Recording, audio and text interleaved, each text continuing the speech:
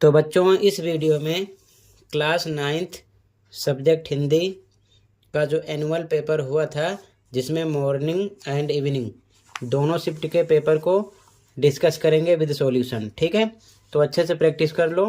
इसमें से ग्रामर में से काफ़ी क्वेश्चन आपको मिलेंगे। ठीक है, तो ध्यान से देख लो। सबसे इम्पोर्टेंट जितने पेपर अभी तक आपके हुए हैं सबका सॉल्यूशन अपलोड है, दोनों शिफ्ट का, मॉर्निंग एंड इवनिंग का। तो कमेंट में प्लेलिस्ट की लिंक मिलेगी, देख लेना। तो सबसे पहले मॉर्निंग का देख लो, फिर इवनिंग का डिस्कस करेंगे। ठीक है, तो सबसे पहले मॉर्निंग का देखो। खंड आ, गद्यांश को पढ़कर आंसर देना है। तो गद्यांश को नहीं पढ़ेंगे, डायरेक्ट क्वेश्चन पे आ जाओ। ठीक है, फटाफट देख लो दोनों शिफ्ट के पेपर इसी वीडियो में। ठीक है, तो ध्यान से देखो। पहला क्वेश्चन था फर्स्ट का दोरा बजी एदलजी गीमी नियमों को लेकर क्या थे? कठोर थे। सी आंसर हो गया। अगला, दोराबजी एदलजी गीमी ने उच्च कक्षा के विद्यार्थियों के लिए डैश को अनिवार्य कर दिया था। किसको? खेलकूद को। पैराग्राफ आप पढ़ोगे तो समझ में आएगा। ठीक है, तो डायरेक्ट कंप्लीट देखते चलो। अगला क्वेश्चन था कथन एवं कारण वाला। ठीक है, कथन, गांधी जी कभी कसरत व क्रिकेट या फुटबॉल में नहीं गए थे। तो बिल्कुल सही।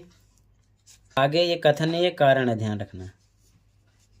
ठीक है, कारण है शर्मीले स्वभाव के गांधी जी कसरत व खेलों के लिए जाने से बचते थे। ठीक है, तो बिल्कुल सही। कारण कथन की व्याख्या भी है, इसीलिए ये कसरत व क्रिकेट या फुटबॉल में नहीं गए थे। ठीक है, तो यहाँ पर आपका सी ऑप्शन हो जाएगा। कथन ए सही और कारण आर, कथन ए की सही व्याख्या है। ठीक है, आगे देखो। अगला क्वेश्चन है, दूसरे दिन गीमी साहब ने हाजिरी देखी तो गांधी जी गैर हाजिर पाए गए। गद्यांश में आए इस कथन के पक्ष में निम्नलिखित में से कौन सा या कौन से तर्क सही हैं? तो यहाँ पर आपका घड़ी न होने के कारण समय का अंदाज़ा नहीं हुआ, इसलिए गांधी जी स्कूल नहीं पहुँच पाए, यही सही है। बाकी स्कूल में उस दिन हाजिरी नहीं ली गई, ये भी गलत है। मूसलाधार बारिश के कारण गांधी जी स्कूल नहीं पहुँच पाए, ये भी गलत है। तो पहला सही है, तो यहाँ पर ए ऑप्शन होगा, एक सही है।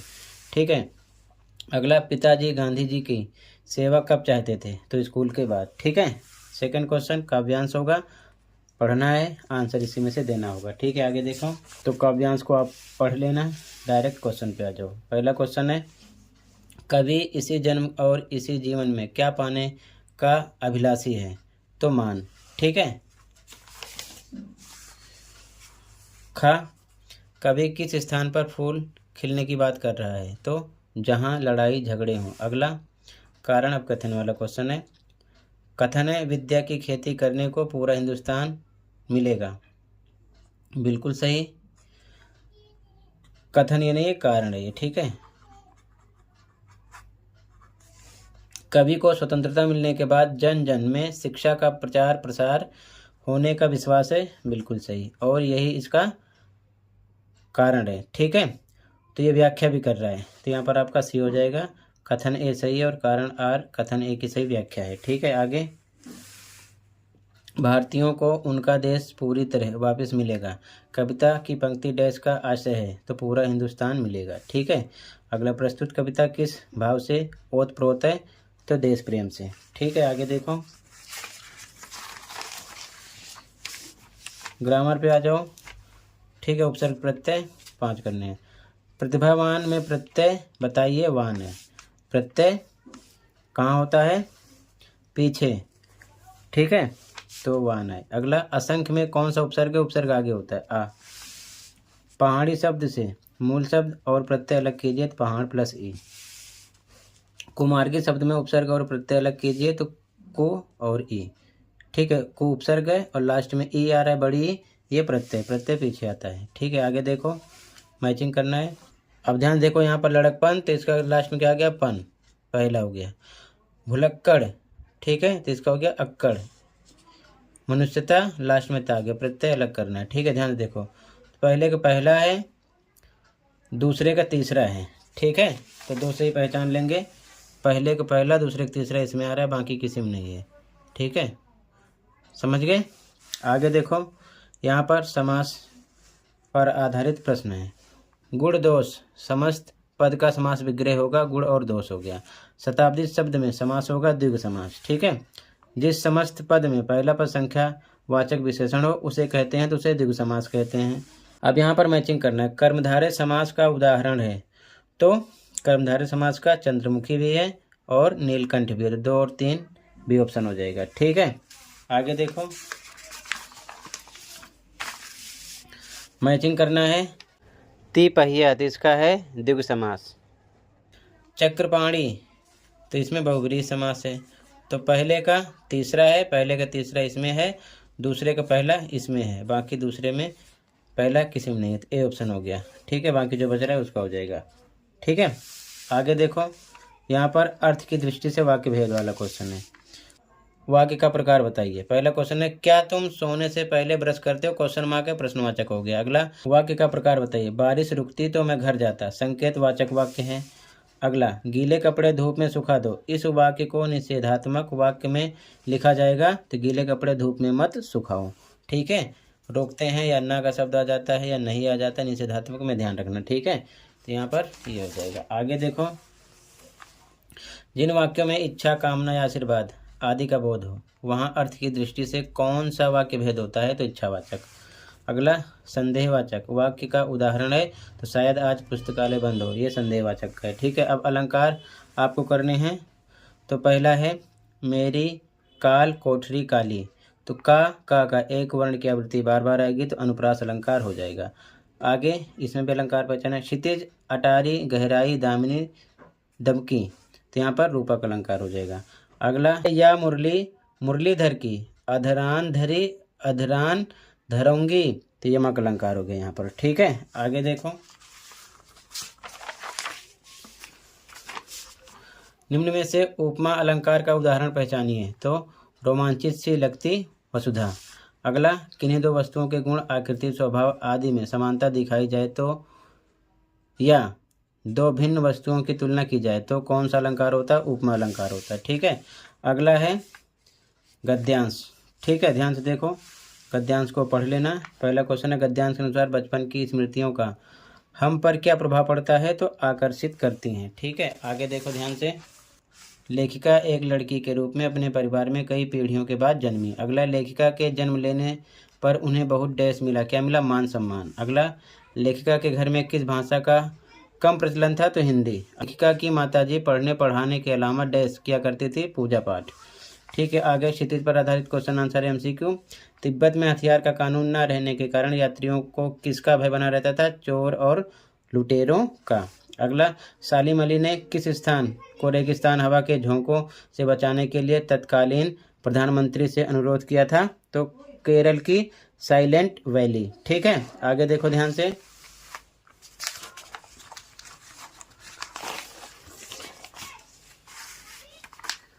फिर से आगे अगला आपको पद्यांश मिलेगा। ठीक है, पढ़ लेना, सीधा क्वेश्चन पे आ जाओ।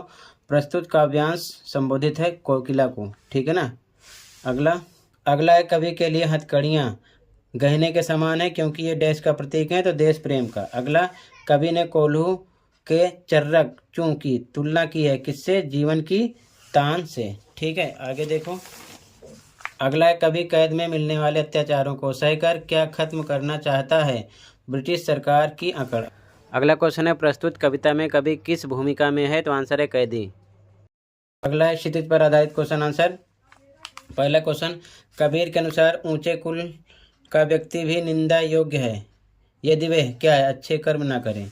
अगला बच्चे काम पर जा रहे हैं, कविता के केंद्र में डैश की समस्या से पीड़ित बच्चे हैं, बाल श्रम। ठीक है, इसके बाद में आगे देख लो। ये जो क्वेश्चन है अभी मैं इनके भी आंसर दिखा दे रहा हूँ।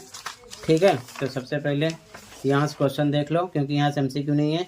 ठीक है, फिर मैं इसका आंसर दिखा दूंगा, फिर इवनिंग शिफ्ट का स्टार्ट करूँगा। ठीक है, तो ध्यान से देखो। सबसे पहले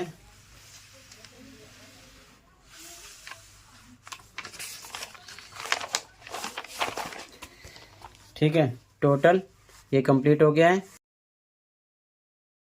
तो सबसे पहले आंसर देख लो कंप्लीट इसका, उसके बाद में इवनिंग का स्टार्ट करेंगे। ठीक है, ध्यान से देखते चलो। यहाँ से स्टार्ट है आंसर। ठीक है, पहले देख लो फटाफट। इसी प्रकार सभी पेपर के आंसर अपलोड हैं जितने आपके हुए हैं दोनों शिफ्ट के। देख सकते हो। ठीक है, तो पहले कंप्लीट आंसर देख लो, फिर इवनिंग का स्टार्ट करेंगे। ठीक है, जिनके आंसर नहीं मेंशन है यहाँ से देखते चलो फटाफट। ठीक है, आंसर 6 और ये आंसर 7 हो गया। ठीक है, आंसर 8, आंसर 9, ठीक है, आंसर 10, 11 का आंसर स्टार्ट है, यहाँ से देखते चलो। ठीक है, 11 का ख ग घ इनके आंसर हो गए। ठीक है, 12 का ख ग घ इनके आंसर हो गए। ठीक है, अब 13 का आंसर है, 13 का आंसर है। ठीक है, ख ग का आंसर है। ये 14 अपने आप लिखना था, 15 अपने आप लिखना था, 16 अपने आप लिखना था, 17 अपने आप लिखना था। ठीक है, टोटली कंप्लीट हुआ। अब देख लो ध्यान से इवनिंग शिफ्ट का पेपर। ठीक है, तो इवनिंग का देख लो, तो इवनिंग शिफ्ट का पेपर देख लो, इसके बाद में इवनिंग का भी कंप्लीट आंसर डिस्कस कर देंगे। ठीक है, तो यहाँ से इवनिंग शिफ्ट का स्टार्ट हो रहा है। खंड आ गद्यांश पढ़ना है तो इसे आप पढ़ लेना, डायरेक्ट आ जाओ क्वेश्चन पर। ठीक है,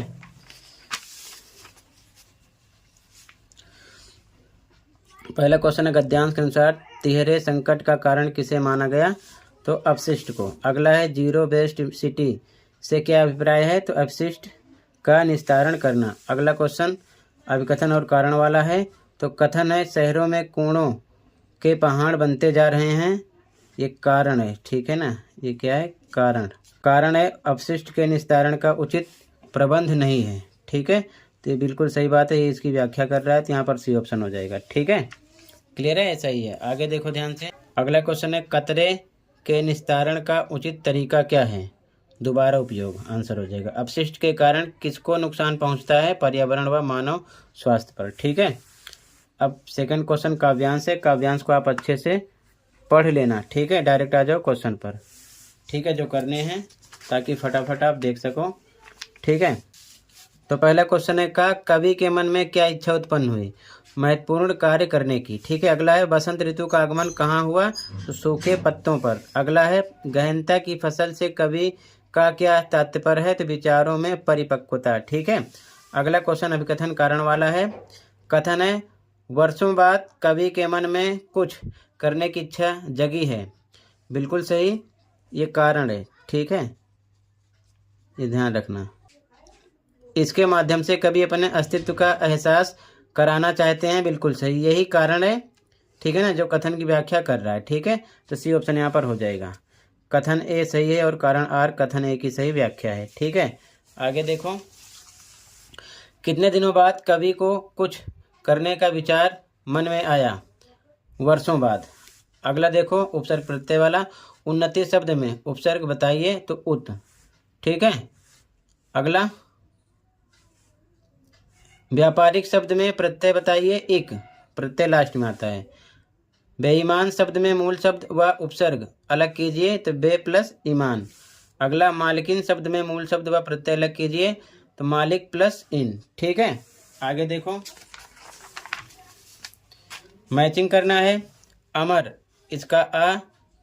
ठीक है, अध कचरा, तो इसका हो जाएगा अध, पहले का दूसरा, दूसरे का तीसरा, इसे मिल गया, यही हो गया, बाकी में नहीं है। ठीक है, बाकी जो बचा वो तीसरे का हो जाएगा। आगे समास पर आधारित क्वेश्चन है। पंचमुखी में कौन सा समास है? द्विगु समास। आगे पीछे में कौन सा समास है? द्वंद्व समास। जहाँ पहला पद और दूसरा पद मिलकर किसी तीसरे पद की और संकेत करते हैं, वहाँ होता है, क्या होता है? बहुब्रीहि समास। ठीक है, आगे देखो ध्यान से, नील गाय का सही सामासिक विग्रह है, नीली है जो गाय। मैचिंग करना है इसमें। ठीक है, यथा संभव, तो इसमें अव्ययी भाव समास है। राजकुमार तत्पुरुष समास है। चौराहा द्विगु समास है। आमने सामने आंसर है, ये हो गया। ठीक है, आगे देखो, अर्थ की दृष्टि से वाक्य भेद है। पहला क्वेश्चन है निम्न वाक्यों में विधानवाचक वाक्य बताइए, तो कल मेरे कुछ दोस्त आएंगे, ये है। ठीक है ना, अगला वाक्य का प्रकार बताइए, बच्चे आज स्कूल नहीं जाएंगे, तो निषेधात्मक, क्योंकि इसमें नहीं शब्द आ गया। ठीक है, आगे देखो, वाक्य का प्रकार बताइए, अरे विस्मयादि बोधक का चिन्ह है, तुम आ गए, तो विस्मयादि बोधक वाक्य हो गया। ठीक है, ये निशान मिलेगा आपको। मुसाफिर अपनी मंजिल पर पहुंच चुका होगा, वाक्य का भेद है संदेहवाचक। अगला ये पत्र आज ही भेज देना, इसमें आज्ञावाचक है। ठीक है। अगला अलंकार वाला है। कालिंदी कूल कदम की डारन में कौन सा अलंकार है? अनुप्रास अलंकार। का बार बार आ रहा है क्योंकि एक शब्द की आवृत्ति बार बार होती है, तो यहाँ पर का बार बार है। ठीक है। कर का मन का डारिके, मन का फेर, पंक्ति में अलंकार है, यमक अलंकार है। ठीक है। आगे देखो। अगला निम्नलिखित में से काव्य पंक्ति में उपमा अलंकार है। तो 3 बेर खाती थी, वो 3 बेर खाती है। अलंकार पहचानना है। गंगा तेरी नीर अमृत सम उत्तम है, इसमें ये ऑप्शन हो जाएगा। फैली खेतों में दूर तलक मखमल सी कोमल हरियाली, तो यहाँ पर उपमा अलंकार है। ठीक है। अगला क्वेश्चन गद्यांश होगा, तो गद्यांश को ध्यान से देख लो, डायरेक्ट आ जाओ क्वेश्चन पर। ठीक है। आप पढ़ भी सकते हो। पहला क्वेश्चन है, लेखक ने साहित्यिक पुरखे शब्द का प्रयोग किसके लिए किया? प्रेमचंद के लिए। अगला, जूता फटने से क्या बाहर दिखाई दे रहा है? अंगुली। ठीक है। अगला, लेखक के अनुसार साहित्यकार ने कब मुस्कुराने की कोशिश की होगी? तो आंसर है फोटोग्राफर ने जब रेडी प्लीज कहा। अगला, लेखक को प्रेमचंद की मुस्कान कैसी जान पड़ती है? विचित्र व व्यंग से भरी, ये ऑप्शन हो जाएगा इसमें। ठीक है। आगे, प्रेमचंद फोटो के माध्यम से किन लोगों पर व्यंग करते हैं? जो अपनी कमजोरी छिपाते हैं। अगला क्वेश्चन है, 2 बैलों की कथा से हमें क्या सीख मिलती है? तो आज़ादी के लिए स्वयं लड़ना।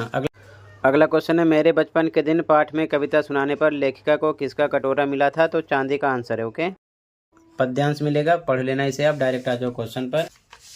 पहला क्वेश्चन है, अपने आप को रोमांचित कौन महसूस कर रहा है? तो पृथ्वी। ठीक है। अगला क्वेश्चन है, कवि ने अरहर और सनई के फूल की तुलना किससे की है? सोने की करधनी से। अगला, सरसों की फूलों से किसकी महक आ रही है? तो तेल की। ठीक है। अगला, तीसी के फूलों की तुलना किससे की गई है? तो नीलम की कलियों से। ठीक है। आगे देखो। अगला, हरियाली युक्त धरा से कौन झांक रहा है? तीसी। क्षितिज पर आधारित क्वेश्चन है। पहला क्वेश्चन, पक्षी बनने पर कवि कहाँ बसेरा करना चाहता है? रसखान के सवैये के आधार पर लिखिए। तो यमुना नदी के किनारे कदम के पेड़ पर आंसर है। अगला क्वेश्चन, मेघों के आगे कौन नाचती गाती हुई चल रही है? तो हवा। ठीक है। अब इसके बाद में आगे क्वेश्चन आंसर है। ठीक है। पहले क्वेश्चन देख लो, फिर इनके आंसर भी दिखा दूंगा अभी आपको मैं। ठीक है। यहाँ से तो क्वेश्चन देख लो पहले, फिर कंप्लीट आंसर दिखा दूंगा। ठीक है। ध्यान से देख लो।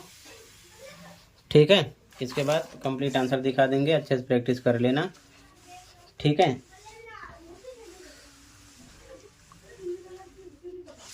तो टोटल बच्चों इतना ही था। ठीक है। अब सॉल्यूशन देख लो इवनिंग शिफ्ट का कंप्लीट। ठीक है। तो बच्चों ये इवनिंग शिफ्ट की आंसर की है, ध्यान से देख लो। ठीक है। और तैयार कर लेना। ठीक है। इसी प्रकार सभी पेपर के आंसर अपलोड हैं, यहाँ से आंसर स्टार्ट है, देखते चलो। ठीक है। इसी प्रकार सभी पेपर के आंसर अपलोड हैं दोनों शिफ्ट के। कमेंट में लिंक मिलेगी, ओपन करके देख सकते हो। तो फटाफट देखते चलो, तैयार कर लेना। मैंने इस वीडियो में दोनों शिफ्ट के क्वेश्चन पेपर को विद कंप्लीट सॉल्यूशन डिस्कस कर दिया है। ग्रामर के क्वेश्चन मिल सकते हैं आपको काफ़ी इसमें से। ठीक है। तो अच्छे से प्रैक्टिस कर लो। ठीक है। ध्यान से देखते चलो। तो ध्यान से देखते चलो। ठीक है।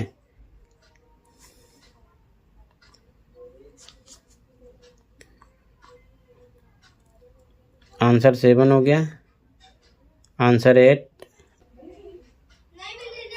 आंसर 9, आंसर 10, आंसर नंबर 11 का खा गा घा। फिर 12 का आंसर है का खा का गा का ये घा का। ठीक है। 13 क्वेश्चन का आंसर है का खा का गा का। 14 का आंसर मेंशन नहीं है, अपने आप लिखना होगा, अलग अलग हो सकता है। ठीक है ना। तो आप अच्छे से तैयार कर लेना। 15 और ये 16 का है और ये 17 का, इनके आंसर आप अपने आप लिखोगे। ठीक है।